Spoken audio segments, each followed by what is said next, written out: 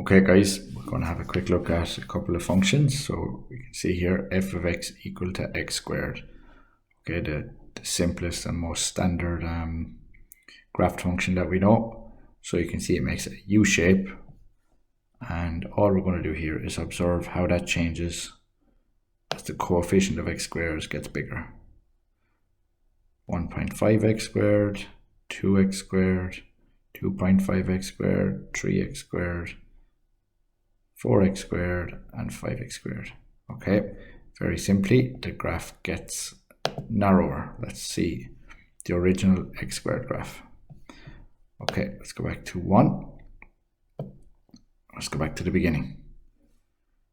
Let's see what happens as the coefficient of x squared gets smaller.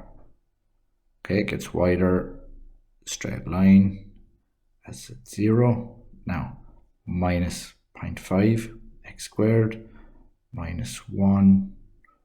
Okay, now look at that one. It's the exact same as x squared, only flipped. Okay, nice symmetry there. Minus 1.5 minus 2, and gets narrower, just upside down. Okay, that's the first part.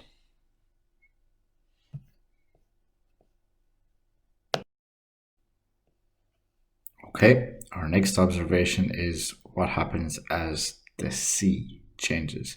Again, we're starting with the x squared function, and we're going to change the c. Okay, so at the moment, the graph intercepts the y-intercept at 0, 0, 0. In fact, how we change c to be 1. So f of x equals x squared plus 1. The graph intersects the y-axis at 1. The graph has moved up one place. Okay, I'm sure you could guess what's going to happen as I move to 2. Okay, the graph, oh, too far. Okay, moves up one place. F of x equals x squared plus 2. The graph intersects with the y-axis at the coordinate 0, 2. Okay, let's continue.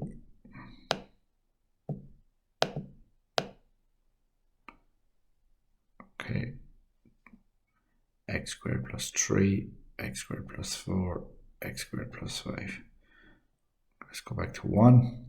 Let's go back to 0. Right, what do you think is going to happen as we go negative? Okay, x squared minus 1. Now, the graph cuts the y-axis at 0, minus 1.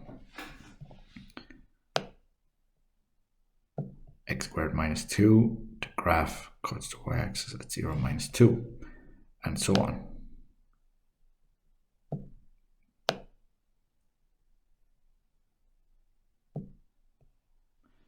Okay. Right, the final thing we're going to observe in this lesson is what happens as b, the coefficient of x, changes. So again, we have f of x equal to x squared, nice U-shaped graph. So let's change b to 1. Now our function is x squared plus x. Okay, hard to describe the change, but maybe let's watch the flow of it. Plus 2, plus 3, plus 4, and plus 5. Let's come back to 0.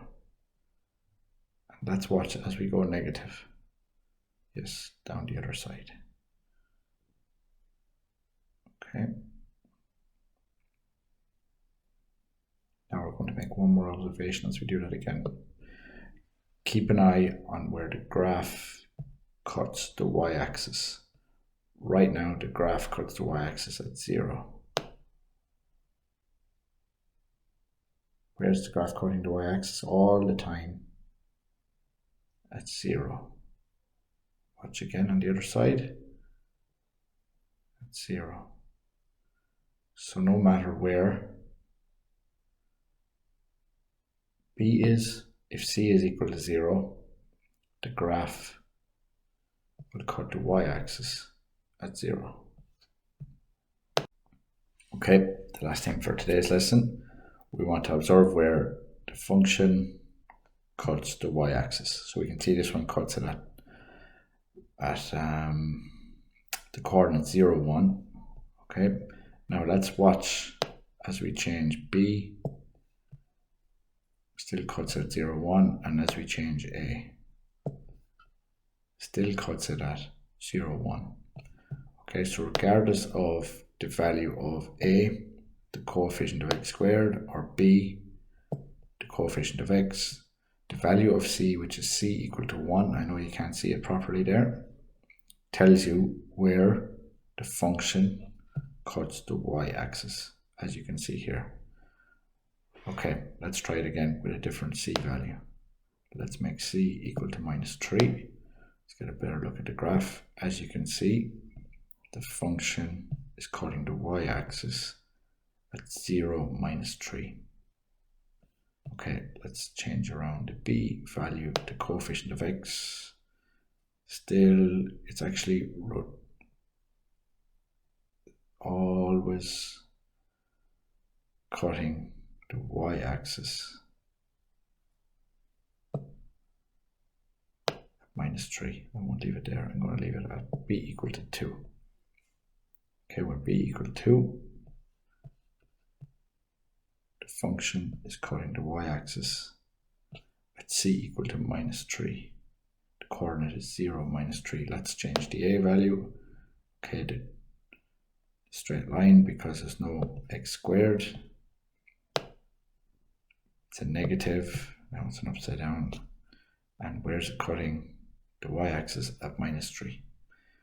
Okay, we'll do one more observation there.